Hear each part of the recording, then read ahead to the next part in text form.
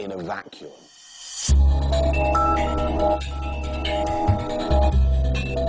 But what should the filament be made of? Now, Swan knew that carbon, when it's heated up, could be made to glow very brightly. But what kind of substance should he carbonize? He looked at paper, he looked at a range of substances, but then one day he decided to try carbonizing this, cotton. So he would pack the cotton into this container of charcoal and seal it and put it in an almost airtight container in the oven and bake it.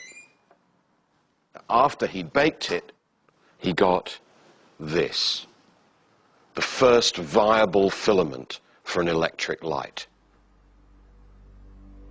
And with this carbonized cotton filament, he was able to make electric light bulbs like these, shaped like a lemon and glowing bright red.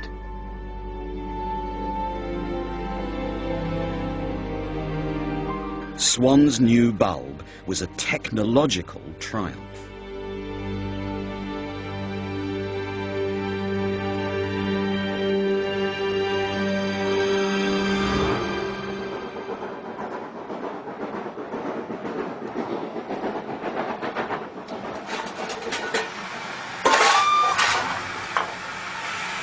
Joseph Swan's new incandescent electric light was an instant hit with the posh and the wealthy amongst Victorian Britain's industrial class. Now, one of Swan's best and closest friends was Sir William Armstrong, Mr. Tyneside. Armstrong was an enormously wealthy and ambitious Victorian entrepreneur, and Swan's new invention was just the sort of thing he needed to impress his wealthy customers. They'd be brought to Newcastle on Armstrong's boats. They'd be greeted by Armstrong's employees.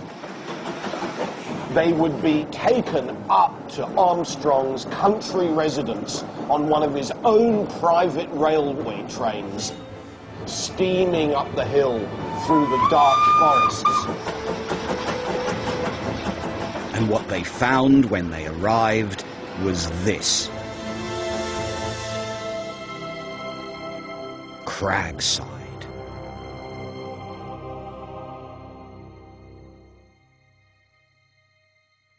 Cragside was really Armstrong's pride and joy. He turned it into a kind of showcase for state-of-the-art modern technology. It was described in the newspapers as the palace of a modern magician. This house became an electrified palace.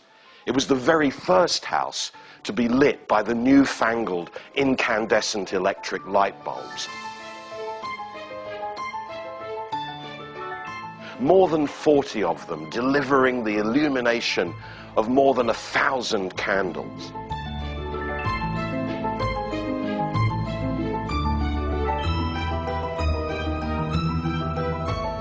Here's a wonderful example.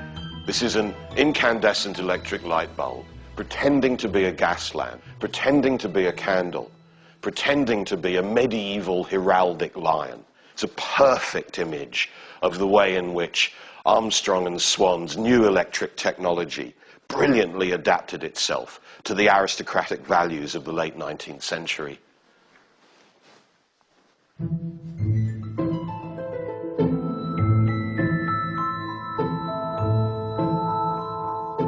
Yet there was a major flaw in Swan's plan to use Cragside to encourage others to buy light bulbs.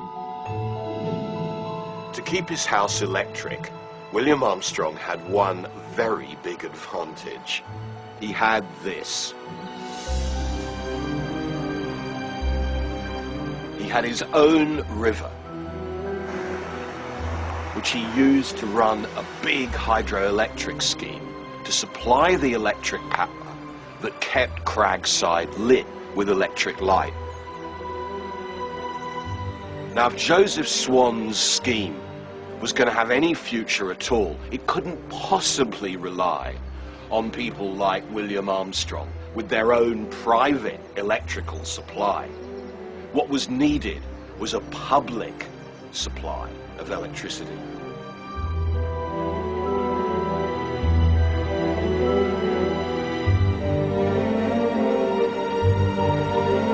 In the closing decades of the 19th century, there was really only one place that was going to happen.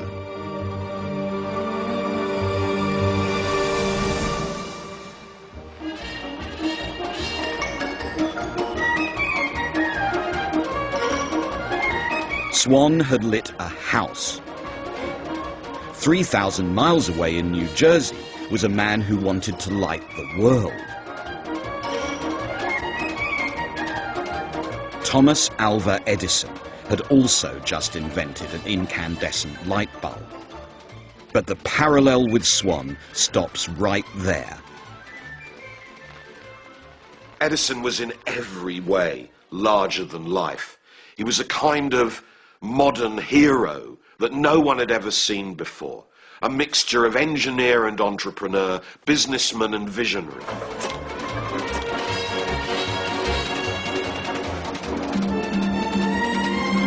In 1878, Edison set about building the world's first public electricity supply.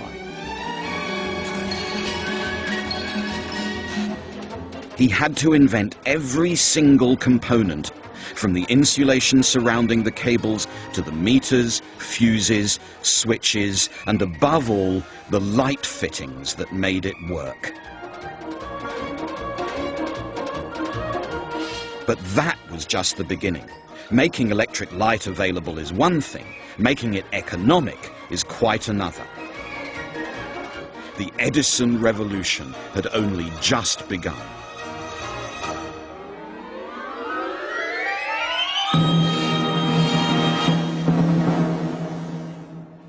Perhaps the most important problem that the Edison system faced was that you only need to turn the lights on at night. And that meant that electric light was only going to be used for a very limited part of each 24 hours.